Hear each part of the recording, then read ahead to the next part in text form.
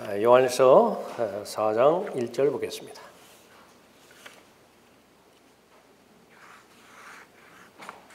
미혹의 영에 대해서 계속 살펴보고 있죠. 미혹의 영은 첫 번째로 성경의 경고를 듣지 못하게 하는 영이죠. 두 번째로 예수 그리스도를 부인하게 합니다. 육신으로 오신 예수 그리스도를 부인하는 것으로부터 시작해서 그리스도인이라 하더라도, 교회 다닌다 하더라도 매일매일의 삶 가운데서 예수 그리스도를 의식하지 못하게 만들고 또 예수 그리스도의 다시 오심을 기다리지 못하게 만드는 것이죠. 오늘 마지막으로 살펴볼 세 번째는 미혹의 영은 세상과 친구되게 하는 것입니다. 첫 번째, 두 번째, 세 번째 모두가 다 그것은 안심시키는 것이에요. 마음에 어떤 도전적인 그런 마음도 허락하지 않고 또 하나님을 위해서 자발적으로 자원하는 마음으로 희생하고자 하는 그런 마음도 다 빼앗아가 버리는 것입니다. 현실에 안주하게 만들고 또 수준을 시간이 지나면 지날수록 계속해서 낮추게 해서 오늘 살펴보게 되질 세상과 일치되게 만드는 것입니다. 세 가지를 마음에 두시면서 1절부터 6절까지 읽어보죠. 사랑하는 자들아, 모든 영을 다 믿지 말고 그 영들이 하나님께 속하였는지 시험하라. 이는 많은 거짓 선지자들이 세상에 나왔음이니라. 하나님의 영을 너희가 이렇게 알지니 예수 그리스도께서 육신으로 오신 것을 시인하는 모든 영은 하나님께 속한 것이요, 예수 그리스도께서 육신으로 오신 것을 시인하지 아니하는 모든 영은 하나님께 속한 것이 아니니 이것이 곧 적그리스도의 영이니라. 그것이 옳으라는 것을 너희가 들었으나 지금 그것이 이미 세상에 있느니라. 어린 자녀들아, 너희는 세상에 속하였고 또 그들을 이겼으니 이는 너희 안에 계신 분이 세상에 있는 자보다 더 크시기 때문이라. 그들은 세상에 속하였으므로 세상에 관한 말을 하나니 세상이 그들의 말을 듣느니라. 우리는 하나님께 속하였으니 하나님을 아는 자는 우리의 말을 듣고 하나님께 속하지 아니한 자는 우리의 말을 듣지 않느니라. 이로써 우리가 진리의 영과 미혹의 영을 아느니라. 5절 6절에서 세상이 나오죠. 세상에 속한 사람이 있고 하나님께 속한 사람이 있습니다. 어떻게 알 수 있는 것이냐? 듣는 것이에요. 세상의 말을 듣고 하나님의 말씀을 듣지요. 관심을 말하는 것입니다. 내 마음의 중심에 누구의 말이 더 관심이 있는 것이냐, 그것을 보고 자신의 소속을 입증하는 것입니다. 미혹의 영은 세상과 교류하는 영입니다. 불순종하는 자녀들 안에서 역사하는 영, 그 세상의 영이지요. 그 세상의 풍조를 따라갑니다. 세상이 흘러가는 방향이 있는데 그것은 불순종의 자녀들, 또 구원받았다 하더라도 십자가의 원수들, 십자가를 자랑하지도 않고 십자가를 적용하지도 않고 또 십자가를 증거하지도 않는 모든 영들은 모두가 다 세상의 풍조와 일치되어서 마음이 미혹되어지는 것입니다. 세상에 관한 말을 하고 또 세상의 말을 듣는 것, 그것이 이제는 이 마지막 날들에 이제 교회가 그렇게 돼 버렸어요. 그래서 교회의 목적이 세상을 더 살기 좋은 그 상태로 만드는 것이 되어 버렸죠. 그래서 교회하면 제일 먼저 떠오르는 것이 봉사, 무슨 구제, 이웃사랑, 섬김, 이것이 대명사가 돼 버렸어요. 그러니까 그것을 잘 실행하는 교회는 제대로 된 교회라고 세상에서 평가를 받고 또 유명해지죠. 언론에서 보도도 하고 세상 사람들도 저기를 품지 않는 것입니다. 구원의 목적이 이제 부에 달려 있어요. 건강에 달려 있고 번영에 달려 있습니다.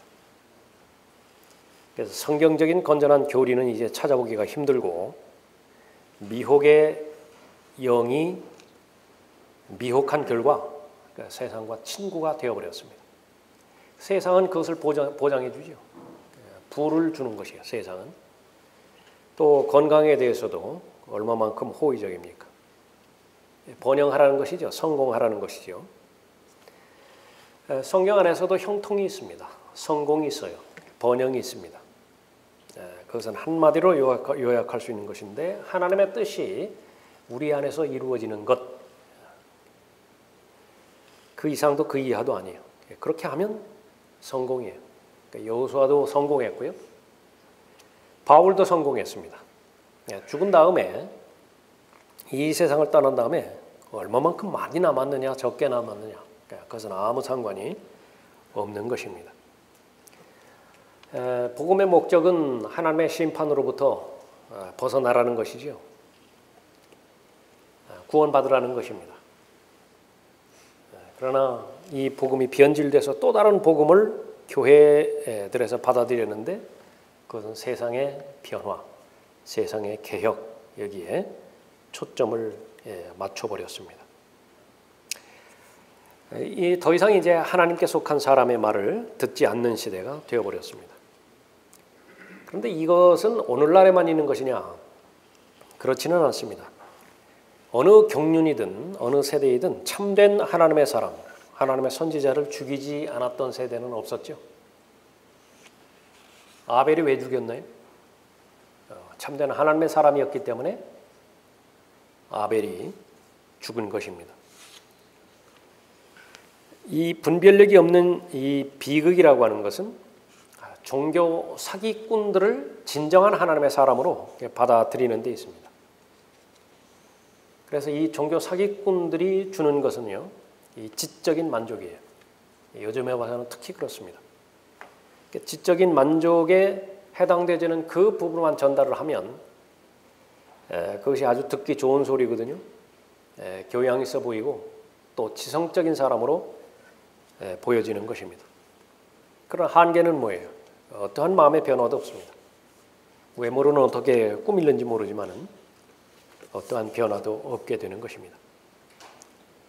미혹의 영에 미혹당한 그 결과는 파멸을 밖에 없어요. 베드로후서 1장 2장 1절 2절에서 대표적으로 언급하는 부분이지만은요, 모두가 다 구덩이에 빠지게 되는 것인데 이 소경이 소경을 인도할 때에 모두가 다 비참하게 되는 것입니다. 거짓 교리에 사로잡힌 모든 이단들,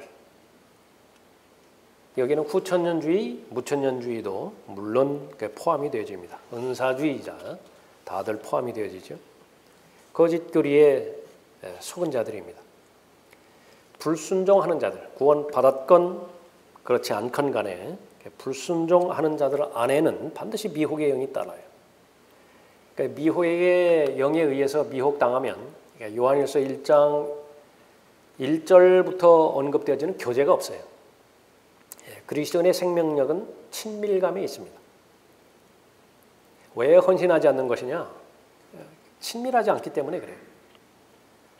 왜 하나님의 말씀에서 그렇게 멀어지고 그 사람의 기도 생활에 왜 그렇게 어려운 것인가? 문제는 하나예요. 그냥 친밀하지 않기 때문에, 친하지 않기 때문에 그렇습니다. 그런데 무엇 때문에 친하지 않은 것이냐?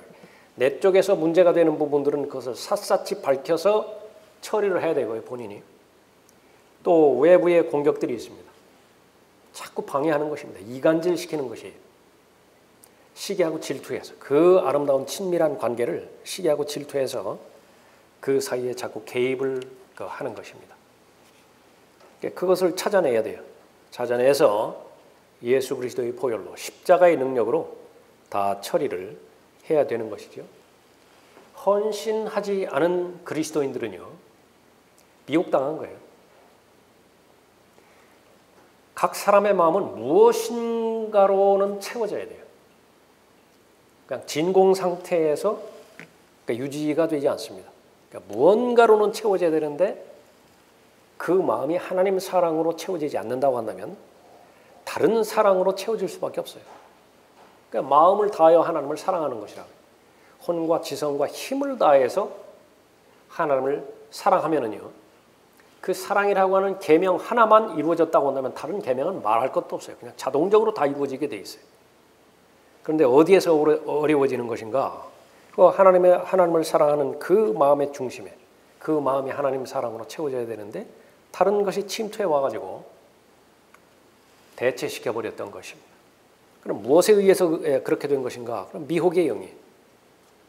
그래서 우리가 들림받아 올라갈 때 그때까지 계속해서 싸워야 되는 것은 육신과 싸워야 되고요. 미혹의 영과 싸워야 되는 것입니다. 그러니까 이 싸움에서 포기해버리면 어떻게 되는 것이냐 그러면은 기독교의 불교화가 돼버려요. 아세요? 번영신학이라고 해요. 번영신학. 수준을 낮추고 또 낮추고 의식주만 해결되어지면은 더 이상 바랄 것이 없어요. 무슨 진리에 대한 열정이라든지 의욕이라든지 그런 거 없어도 돼요. 그냥 의식주만 해결하면 돼요. 편안하고 안정되고 아무런 염려 걱정도 없고 그렇게 돼버리면은 이제 하나님 앞에 간구할 것은 이제 다 간구한 것입니다.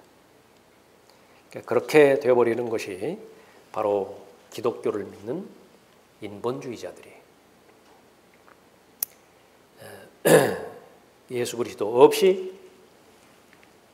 이 땅이 멸망하지 않는 한 인간의 힘으로 계속해서 이 세상을 잘 살아갈 수 있다고 그렇게 믿는 것이죠. 그리스도인을 다시 한번 정의를 합니다. 본문 말씀을 통해서. 세속적인 사람이 아니에요. 세상에 속한 사람이 아닙니다. 6절 다시 보십시오. 우리는 하나님께 속하였으니. 예수님의 고백은 내가 세상에 속하지 아니하였다라고 반복해서 언급하시죠. 특히 요한복음에서. 요한일서에서도 마찬가지예요. 요한을 통해서 예수님의 가장 특징적인 부분을 보여주시는 것은 세상에 속하지 않았다라고 하는 것을 보여주는 것입니다. 우리의 주님이시고 우리의 선생님이세요. 본을 따라야 되는 것이죠. 역시 마찬가지로 우리의 소속도 세상에 속한 것이 아닙니다. 고린도전서 15장 47절에서 첫째 사람은 땅에서 나서 흙으로 만들어졌으나 그러면 세상에 속했어요. 아담은. 둘째 사람은 하늘에서 나신 주신이라. 그래서 본향이 다르죠. 아담의 본향과 예수 그리스도의 본향이 달라요. 우리는 아담에 속한 사람이 아니라 예수 그리스도께 속한 사람이기 때문에 본향이 셋째 하늘에 있는 것입니다. 히브리서 7장 26절에서 그분께서는 거룩하시고 악이 없으며 더러움이 없고 죄인들에게서 성별되시며 하늘들보다 더 높이 되셨다 그렇게 말씀하시거든요. 땅에 관련돼서 한번 생각해 보죠. 이 땅의 속성은 어떤 것이냐? 거룩함이 없죠. 이 땅에는 의인이 없다고요. 한 사람도 없다고 말씀하셨죠. 악으로 가득 찼습니다. 이 세상은. 그래서 이 세상에 대한 수식어가 이 악한 현 세상이라 언급하고 있죠. 더러움으로 가득 찼습니다. 사람이 아무리 교양이 있어 보이고 교육받고 철학적인 용어를 사용해서 나름대로 존재의 의식을 설명하고 있고 목표가 있는 만물의 영장이라고 그렇게 보지만은요, 하나님 보시기에 모두가 다 더러운 걸레예요. 이 세상의 속성은 그렇게 되어 있습니다. 죄인들로만 이루어졌죠. 이러한 세상의 특징에 대조해서 예수 그리스도는 어떤 분이신가?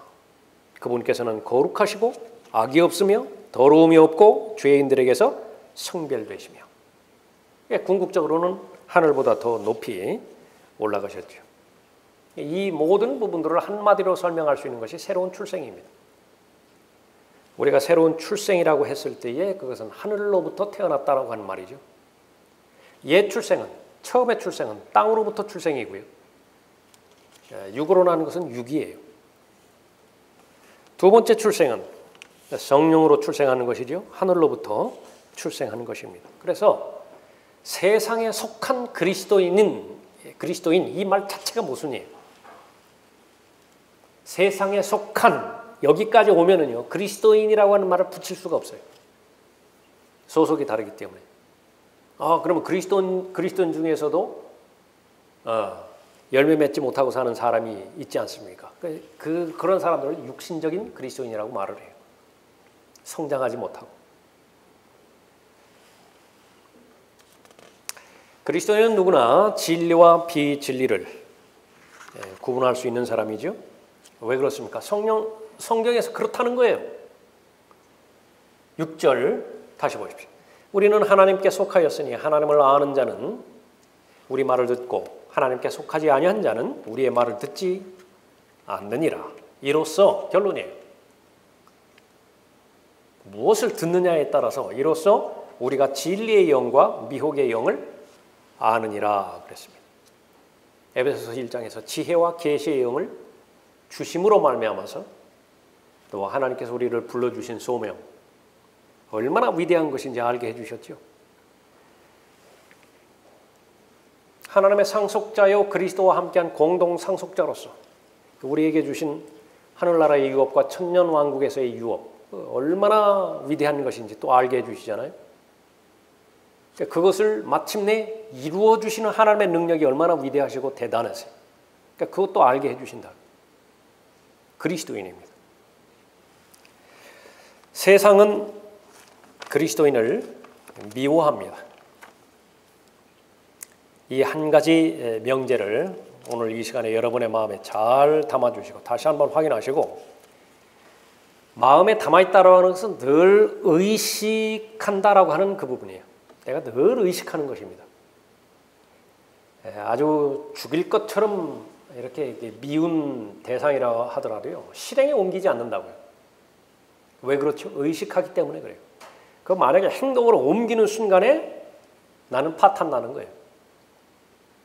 그것이 무섭기 때문에 그것이 두렵기 때문에 그 사실을 완전한 현실로 인식하기 때문에 나는 칼을 안 잡는 것이라고요. 근데 그게 흐릿하면 어떻게 돼요? 어린아이들이 분별력이 없죠. 막 기분 나는 대로 감정이 시키는 대로 한다고. 지난주에도 이번 주죠.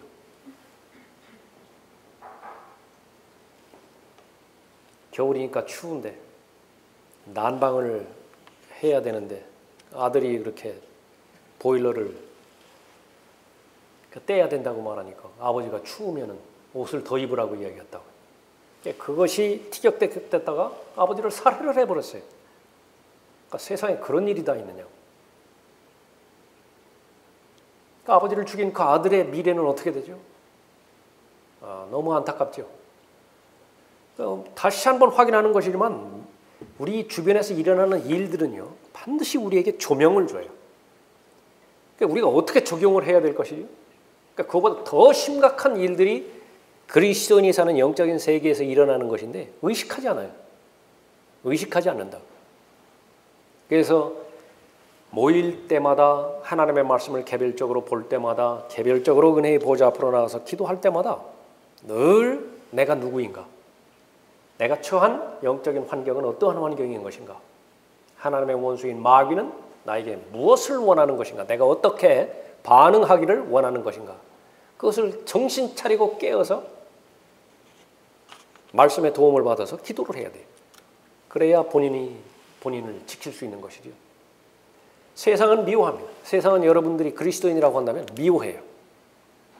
그 사실을 분명하게 잘 알아야 되는 것입니다. 예수님께서 이 부분을 계속해서 강조를 하셨어요. 요한복음 15장 18절에서 세상이 너희를 미워하면 그것은 너희를 미워하기 이전에 나를 미워한 것임을 알라. 같은 편이기 때문에 그래요. 소속이 같다고. 예수님의 소속이 우리의 소속과 같기 때문에 예수님을 미워했다고 한다면 제자들도 미워하고 제자들을 통해서 구원받게 된 모든 사람들도 다 미워하는 것입니다. 만일 너희가 세상에 속한다면 세상은 자기 사람들을 사랑할 것이라. 정직하게 여러분들을 판단할 수 있는 계기가 되는 것입니다. 여러분이 세상을 살아가는 데 있어서 어떠한 부자연스러운 것도 없고 자연스럽게 그렇게 잘 살아가고 있다고 한다면요, 하나님의 말씀이 사실이라고 한다면 무언가 잘못되어 있어요. 무언가가 거추장스러워야 된다. 부담스러워야 돼요. 무언가가 갈등이 이루어져야 돼요. 그것이 강박관념이 돼서 하루하루를 살아갈 필요는 없어요. 그렇지만은 그 사실을 우리는 잘 알아야 되는 것입니다. 종이 자기 주인보다 더 위대하지 못하다고 너희에게 일렀던 나의 말을 기억하라. 만일 사람들이 나를 박해하였다면 너희도 박해하리라. 만일 사람들이 나의 말을 지켰다면 너희 말도 지키리라. 카인이 아벨을 왜 미워하였는가? 소속이 달랐기 때문에 그래요. 그거 하나밖에 없어요. 에서는 야곱을 미워했죠. 이유는 하나입니다. 하나님께서 야곱에게 복 주셨기 때문에 그래요. 그런데 그 받을 복이 자신에게 받아야 될 그 복인데 야곱에게로 들어갔던 것이죠. 하나님 때문에 미워한 거예요. 사울이 다윗을 미워했죠. 왜 그렇습니까? 요셉에서 나타난 것처럼 다윗과 함께해요. 하나님이. 그래서 미워한 것입니다. 까닭 없이 미워한 그 예들이 성경에는 가득 차 있죠. 가장 증오의 대상이 되었던 분이 바로 예수 그리스도이십니다. 그래서 마귀가 다른 것은 다 용서한다 하더라도 이것은 지어낸 말이에요. 마귀가 용서할 수 있는 사람이 어디 있겠어요? 강조해서 하는 말이죠. 절대로 용서할 수 없는 사람은 세상과의 일치를 거부한 그리스도인입니다. 세상과 일치하지 않기로 그렇게 마음에 결정을 했다. 그러면 열일 제껴놓고 그 사람을 공격하는 것입니다. 그 반대의 말입니다. 세상과 일치하는 한 다른 어떤 일을 다 한다 하더라도 그것은 그다지 큰 일이 아닌 것입니다. 마귀의 편에서 보면 그런 것이죠. 예수 그리스도를 마음으로부터 믿고 입으로 시인하는 것은 마귀가 견디지 못하는 일입니다. 그러나 마음으로 믿지 않고 그냥 입으로만 주여 주여 하는 거 얼마든지 하라고요. 그러나 마음에서 하나님에 대한 사랑이 근거가 되어서 예수 그리스도를 시인하고 또 예수 그리스도와 동행하고 또 예수 그리스도를 따라가는 그 모든 삶, 그것은 반드시 마귀가 방해하게 되어 있는 것입니다. 요한복음 17장 9절에서 내가 그들을 위하여 기도하나이다. 나는 세상을 위하여는 기도하지 아니하고 다만 아버지께서 내게 주신 자들을 위하여 기도하나이다. 이는 그들이 아버지의 사람들이기 때문이니이다. 소속이 같다. 그러면은 기도의 대상입니다. 예수님께서 이 세상에 오셨을 때에 선언하신 것이 있습니다. 내가 세상에 화평을 주러 온 줄 생각하지 말라. 나는 화평을 주러 온 것이 아니라 칼을 주러 왔노라. 예수님께서 나타나시면 늘 분리가 형성이 되지요. 예수님 편이냐 아니냐. 제자들도 역시 마찬가지입니다.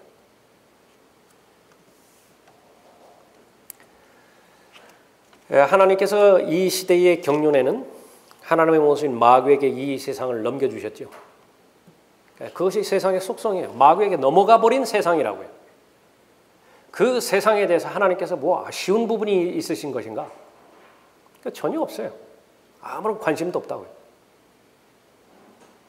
조금 더 축약해서 우리의 몸, 아담이 범죄한 이후로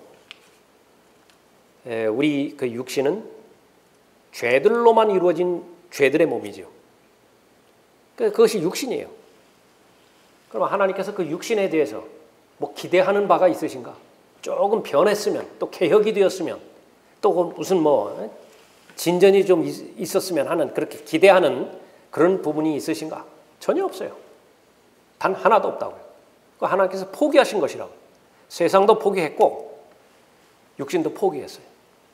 우리도 똑같은 관점에서 바라봐야 되는 것이죠.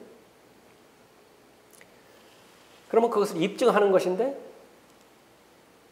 세상은 예수 그리스도를 거부합니다. 세상은 아버지 하나님을 거부하고 세상은 진리를 거부를 하죠. 하나님의 말씀을 거부를 해요. 다른 것들은 다 포용하고 수용하고 용납하고 서로 협력한다 하더라도 거기에 예수 그리스도께서 계시면 안 돼요. 아버지 하나님께서 역사하시면 안 되고요. 거기에 진리의 말씀이 거론되면 안 되는 것입니다. 그것이 세상의 속성이에요. 마찬가지로 우리 육신도 마찬가지죠. 육신이 하고자 하는 일이 있죠. 육신이 하고자 하는 일은 성령께서 하고자 하는 일에 100% 반대입니다. 서로 반목하는 거예요. 그렇기 때문에 바로 하나님께서 관심이 없는 대상에 대해서는 우리도 관심이 없는 것입니다. 이 세상을 구성하고 있는 모든 정치라든지 사회라든지 무슨 경제 구조라든지 그것은 복지에 있습니다. 안정에 있죠. 번영에 있죠. 그래서 성공적인 그런 그 사회생활에 있습니다. 그러나 하나님 보시기에 이 세상은 돼지우리예요. 아무리 치워도 돼지우리는 돼지우리예요.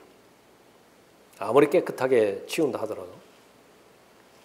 또 이 세상은 무덤으로 가득 찬 무덤들입니다.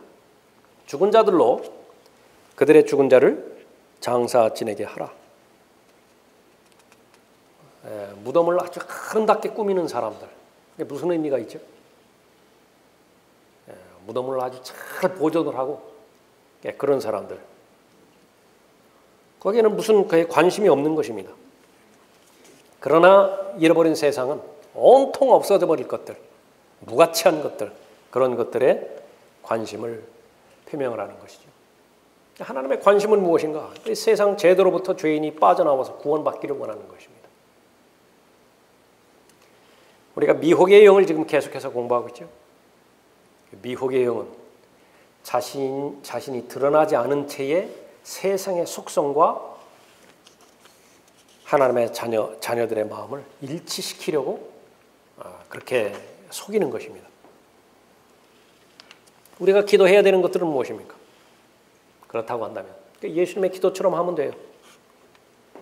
그리스도인들을 위한 기도가 우선이죠. 예수님도 그렇게 말씀하셨잖아요. 아버지께 속한 사람들, 그래서 그 사람들을 위해서 기도한다고. 세상을 위해서는 기도하지 않죠? 그 차원에서 국가와 정부를 위해서 기도하는 것입니다. 디모데전서 2장 1절 2절에 근거해서 제일 먼저 기도해야 되는 것은 정부가 거리설교 방해하지 않도록 기도해야 되는 거예요. 개인 구령 방해하지 않도록, 그러한 법을 만들지 않도록, 시행하지 않도록 기도를 해야 되는 것이죠. 그리스도인은 성경대로 믿고 성경대로 실행하는 사람이죠. 사는 사람이죠. 그런데 그 그리스도인의 삶에 정부가 개입을 해서 성경대로 사는데 방해가 되는 형태를 취하면 어떻게 돼요? 그건 있어서는 안 되는 일입니다. 그래서 이것이 목표가 되고 동기가 되어서 공산주의를 막는 거예요. 이슬람화 되는 것을 막는 것이고요. 그 외에 하나님의 진리의 말씀을 실행하지 못하도록 만드는 모든 죄악된 요소들, 동성애라든지 차별금지법이라든지 그런 것들을 우리가 반대하는 것입니다. 요한복음 17장 14절에서도 내가 그들에게 아버지의 말씀을 주었더니 세상에 그들을 미워하였나이다. 이는 내가 세상에 속하지 아니한 것 같이, 계속 반복이 되죠. 나는 세상에 속하지 않는다. 아니한 것 같이 그들도 세상에 속하지 아니하기 때문이옵니다. 내가 기도하는 것은 아버지께서 그들을 세상에서 데려가시라는 것이 아니었고 그들을 악에서 보호해 주시라는 것이옵니다. 같은 말이에요. 내가 거룩하니 너희도 거룩하라. 악에서 보호받는 말이죠. 정결케 되어지는 것이고 깨끗하게 되어지는 것입니다. 그래서 예수 그리스도로 말미암아서 열매를 맺어야 되는 것이 가지의 본분이죠. 요한복음 15장에 의하면. 가지를 맺기 위해서는 제일 먼저 연합이 되어야 되고요. 포도나무인 예수 그리스도께 접붙여져야 되잖아요. 구원받을 때 이제 접붙여지죠. 그 다음에는 이제 어떻게 됩니까? 깨끗하게 되는 거예요. 그래서 그 삶의 목표는 거룩한 삶입니다. 그러나 깨끗한 삶, 거룩한 삶, 정결한 삶을 사는 데 있어서는 많은 고난이 따라요. 많은 손해가 따른다고요. 근데 이것을 바꿔버린 시대예요. 이 시대는. 좀 덜 거룩하다 하더라도 깨끗하고 정결한 것을 두 번째 위치로 놓고 그 첫 번째로는 고난이 없었으면 좋겠어요. 고통이 없었으면 좋겠습니다. 그러나 예수 그리스도를 신뢰하고 또 예수 그리스도의 그 능력을 믿는 모든 사람들은 예수님께서 말씀하신 그 우선순위를 지키지 않을 리가 없는 것입니다. 말씀을 통해서 깨끗하게 해주셨죠. 예수님의 기도도 마찬가지입니다. 아버지의 진리로 그들을 거룩하게 하여 주옵소서. 아버지의 말씀은 진리니이다. 그러면 이 아버지의 말씀을 모두가 다 읽고 또 사용하는 모든 사람들이 다 정결하게 되어지고 깨끗하게 되어지는 것이냐? 세상에 대해서 우습게 보지 말아야 될 것은요. 세상은 나는 한번 하나님 앞에 헌신했으니까. 예를 들어서 헌신한 선교사가 있겠죠. 실제적으로도 다른 직업 갖지 않고 헌신한 목사들도 있겠죠. 그러면 그 사람들은 세상으로부터 그렇게 성별된 것이냐? 처음에는 그렇게 보이는지 몰라요. 그러나 시간이 지나면은요, 일반적으로 세상에서 직업을 가지고 살아가는 사람보다 더 세상적일 수가 있어요. 무서운 것입니다. 무서운 것이에요, 그것은.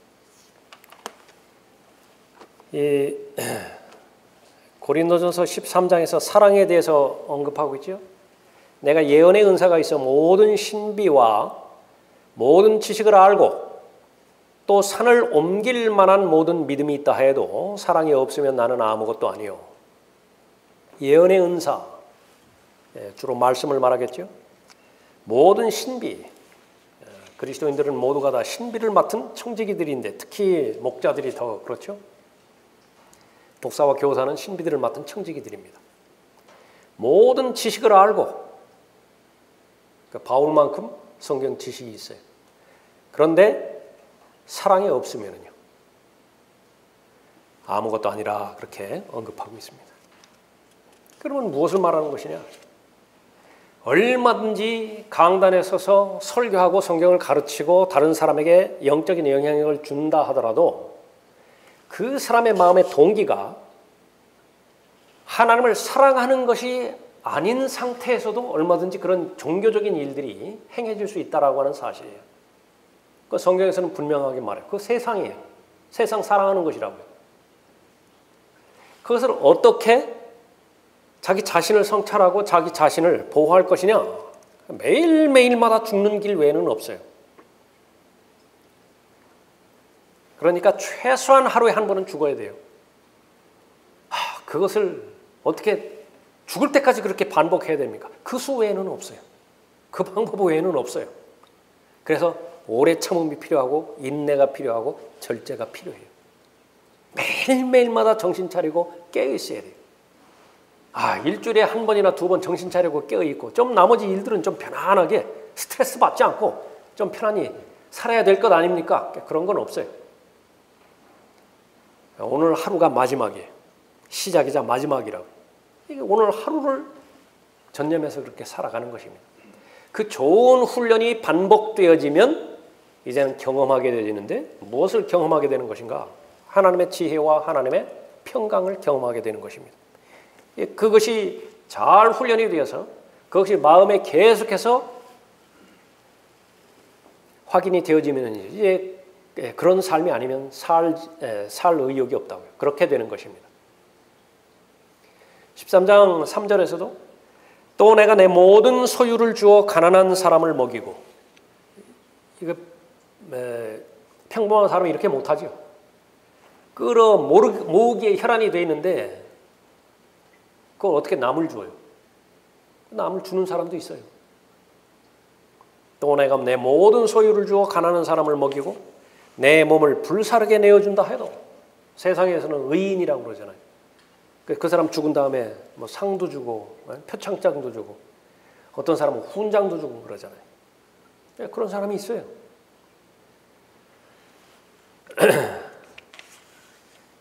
불사르게 내어준다 해도 사랑이 없으면 내게 아무 유익이 없느니라. 결국은 마음이에요. 무슨 동기에서 그 일을 했느냐? 하나님을 뚜렷하게 의식하고 하나님을 사랑하는 사랑이 근거가 되어서 그렇게 하지 않은 모든 것이라고 한다면요, 그 육신의 정욕에서 한 거예요. 안목의 정욕에서 한 것이고 이 세상의 자랑, 나를 좀 알아주기 위해서. 그 명예욕은 누구나가 다 가지고 있는 것입니다. 그런데 아주 끈질긴 것이 그것이 교회 안에 들어와서 하고자 하는 것들입니다. 그 사람은 헌신된 그리스도인이야. 그 사람의 열정, 그건 누구나가 다 본받아야 돼.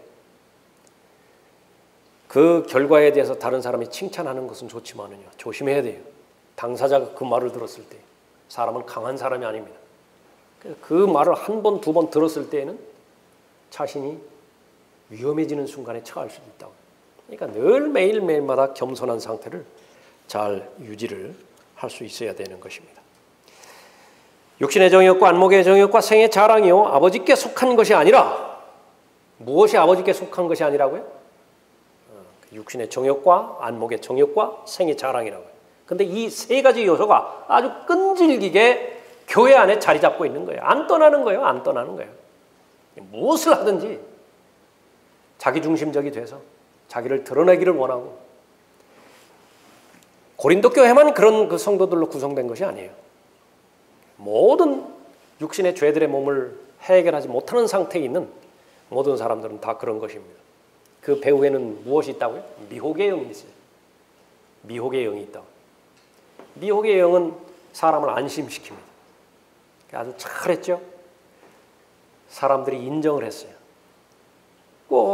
그것은 하나님께서 주시는 결과이기 때문에 하나님에 대한 사랑이 변하면 안 되는 것인데, 이게 바꿔져 버렸네. 그러니까 다른 것으로 인해서 안위를 받는 거예요. 하나님 한 분만 인정을 하시면 내가 그것으로 인해서 감사하고 아쉬울 것이 없어야 되는 것인데, 이게 바꿔져 버렸어요. 나중에는 어떻게 되는 거냐? 하나님은 거의 관심이 없고 사람들로부터만 인정만 받으면 돼요. 사람들이 알아주기만 하면 되는 것입니다. 바울은 그 부분에 있어서 아주 단호하게 언급하죠. 내가 설득력 있는 인간의 지혜의 말로 하지 않겠다고. 더 강조해서 말을 할 때 무엇을 말합니까? 나는 십자가만 전파하겠다고. 나는 십자가만 자랑하겠다고. 나는 십자가만 알겠다고. 십자가만 알겠다는 그 말이에요. 신약성경을 그렇게 많이 기록한 사람이 한결같이 마음의 동기를 나는 잃어버리지 않겠다, 그 말이죠. 그래서 매일매일마다 자신을 쳐서 복종한 것입니다.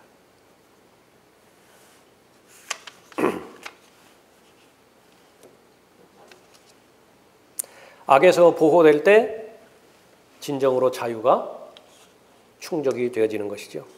그래서 그리스도인의 목표는 깨끗한 삶, 정결한 삶, 거룩한 삶, 또 올바른 삶, 그것을 잘 견지를 해야 되는 것입니다. 그러면 자신의 소속이요, 견고하게 확증이 되어지는 것이에요. 그렇지 않으면 아주 비참해져요. 세상을 섬기는 그런 것으로 결론을 놔버리는 거예요. 하나님보다 사람에게 더 인정을 받도록 그렇게 하는 거예요. 그것이 세상의 속성이기 때문에 그래요. 세상의 영은 마귀의 영을 말하는 것인데, 마귀는 모든 하나님 앞에 돌아가야 될 영광과 경배를 자기가 다 취하려고 하는 것이잖아요. 그 속성을 주는 것입니다. 악으로부터 보호받지 못하면 죄의 노예가 되죠. 그럼 진정한 자유를 박탈당하게 됩니다. 그러니까 신부는 의의 종이지만은, 하나님의 아들이지만은 실제적으로는, 현실적으로는 죄의 종으로 살아갈 수밖에 없는 것입니다. 미혹의 영으로부터 자유로워지면 어떻게 되는 것이냐? 제일 먼저 분별해야 되죠. 성경을 많이 읽어야 됩니다. 그런데 아직까지 잘 알지 못하는 지식을 더 알아야 되겠다. 이것은 두 번째 놓았으면 좋겠어요. 이미 알고 있는 지식들이죠. 그러니까 그것이 거듭거듭 확인돼서 나에게 진리가 되는 것을 말하는 것입니다.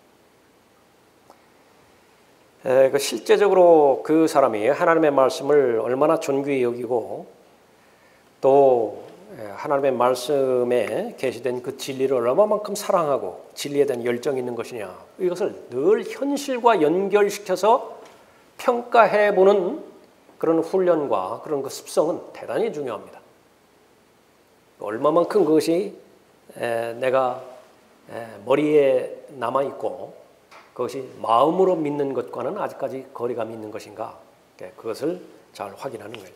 현실적으로 여러분에게 제가 권면해드리죠. 좀 어려울 수도 있습니다. 그러나 여러분 기도 제목으로 제가 권면해드리는 거예요. 여러분 하루에 3끼 이렇게 드실 양식이 있고요. 저녁 때 되면은 잠잘 곳이 있고, 또 가끔 가다가 지치고 그러면은 나름대로 여행 갈 여유가 있고요.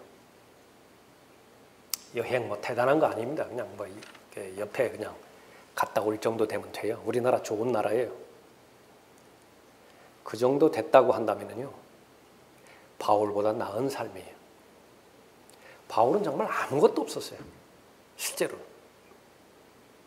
자신의 소속된 교회도 없고요. 여러분들은 지역교회라도 있죠. 소속된 교회도 없고, 무슨 뭐 학교도 없고, 건물도 없고, 차도 없고, 보험도 없고, 아내도 없고, 자식도 없고, 뭐 사회 보장도 없고, 연금 혜택도 없고, 그야말로 아무것도 없어요.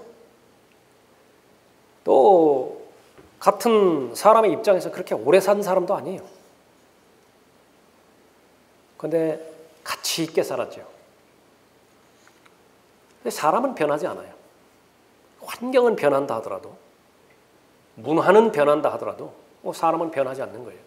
왜냐하면 사람의 혼이 그 사람이기 때문에 그렇죠. 거듭난 영이 바로 그 사람이잖아요. 그렇게 된다고 한다면 여러분의 건강이 유지되는 한, 여러분의 시간이 보장되는 한, 진리를 추구하고 진리를 증거하고 또 진리와 동행하는데 여러분의 최선의 삶을 들이시기 바라요. 그것이 여러분을 지킬 수 있는 길이에요. 자꾸 세상의 구조에 눈을 맞추게 돼 있어요. 우리가 살아갈 때 세상은 계속해서 수준을 높여가지고, 그 전에는 혼자만 벌어도 충분히 살았다고요. 이제는 둘이 벌어야 돼요. 그 현실적인 부분들은 각자의 삶의 규모마다 다 다르기 때문에 그것은 여러분들 자신이 결정하고, 개인적으로는 결정할 때 여러분 시간이 남죠. 시간이 남지 않는 것은 어쩔 수 없어요. 뭐 그렇게 해야 돼, 생활이 되니까. 그러나 시간이 남을 때에 그 남는 시간을 어떻게 쓸 거냐. 남는 시간을 분명하게 세상의 정욕도 다 사라지지만은 하나님의 일은 영원히 남는다고 하나님께서 말씀해 주셨잖아요. 그것을 알아들 수 있는 최소한의 기반들은 하나님께서 다 마련해 주셨다. 그런데 그 사람은 그냥 자연스럽게 그러한 삶을 살아갈 수가 없어요. 미혹의 영이 존재하기 때문에. 그래서 미혹의 영을 1차적으로 분별하고, 현실적으로 우리가 살아가고 있는 이 현장이, 삶의 현장이 놀이터가 아니라 전쟁터라고 하는 사실을 확신을 하는 것입니다. 갖춰야 될 것, 무장해야 될 것 반드시 해야 돼요. 부지런히. 그래서 하나님의 말씀을 공부해야 되고요. 우리가 거룩한 삶을 살기 위해서는 말씀밖에 없잖아요. 말씀을 체계적으로 공부해야 되고, 은혜의 말씀 가운데서 강건해져야 되고, 예수 그리스도라는 지식 안에서 계속해서 지속적으로 자라가야 되죠.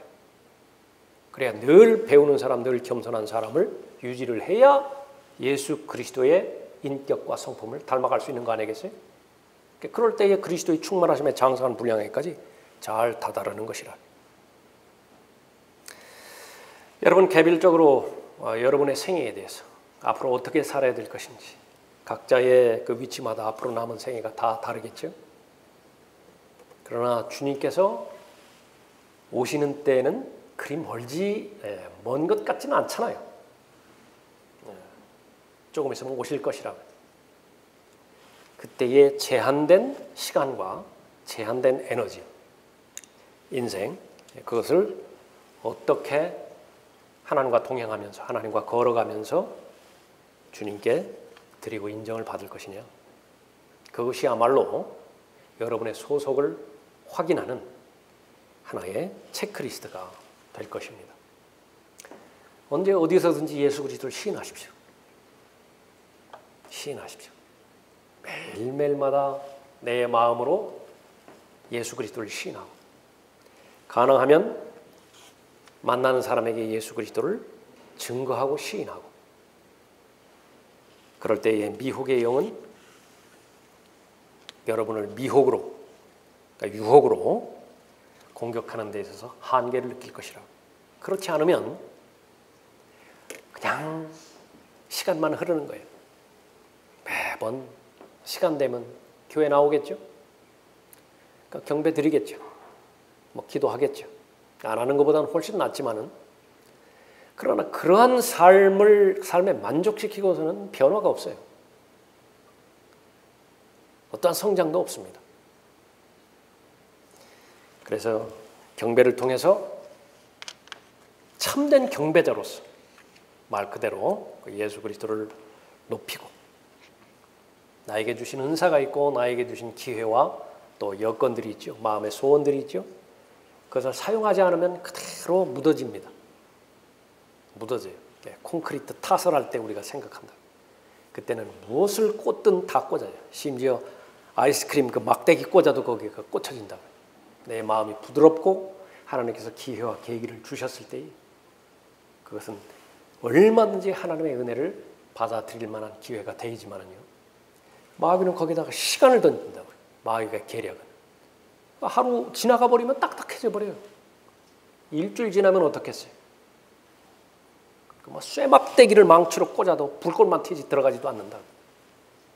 마음이 그렇게 딱딱하게 굳어져 가지고 이제는 어쩔 수 없이 자신의 한계를 낮춰서 그리스도인이라 하더라도 죄 짓지 않고서는 살 수 없어. 본인이 그렇게 설정해버리는 거예요. 그걸 믿어버리는 거예요. 본인이 예수 그리스도를 믿는다 하더라도 영생은 보장될는지 모르지만은 실제 삶 가운데서는 내 노력으로 살아가는 수밖에 없어. 그렇게 한정 지어져 버리는 거예요. 제한된 삶을 그렇게 사는 것입니다. 우리가 늘 매일매일마다 기도할 수 있는 여건과 계기도 주시고요, 하나님의 말씀 들을 수 있는 그 여건과 계기도 주시는 것은 불가능이 없기 때문에 그렇습니다. 거기 4절 한번 보실까요? 어린 자녀들아, 너희는 하나님께 속하였고 또 그들을 이겼으니 이는 너희 안에 계신 분이 세상에 있는 자보다 더 크시기 때문이라. 마귀가 아무리 강하다 하더라도, 내 육신의 힘이, 육신의 본능이 아무리 집요하고 강하다 하더라도요, 더 강하신 분이 있다고요. 그러나 강하신 분이 내 안에 계시다라고 하는 이유만으로 자동적으로 다 승리의 삶을 살지는 않는 것입니다. 그럼 어떻게 해야 되는 것인가? 여러분이 결정하면 돼. 여러분의 마음을 지속적으로 매일매일마다 하나님 앞에 드리고, 무엇이 가장 소중하고 무엇이 가장 가치 있고 무엇이 가장 영원히 남는 것인가, 그것을 나는 진짜로 믿는 것인가. 그렇다고 한다면 여러분의 돈 관리와 여러분의 시간 관리, 여러분의 체력과 건강 관리, 그것이 반드시 뒤따를 것이에요. 그렇게 됨으로 인해서 여러분의 마음의 변화에 따른 삶의 변화가 들림받아 올라갈 그때까지 계속되고, 특별히 요한일서 4장을 우리가 기억하면서 어떠한 일에 있어서도 미혹의 영을 잘 분별함으로 인해서 여러분의 삶 가운데서 어떤 영역이라 하더라도 미혹의 영에 미혹되는 일이 없기를 바랍니다.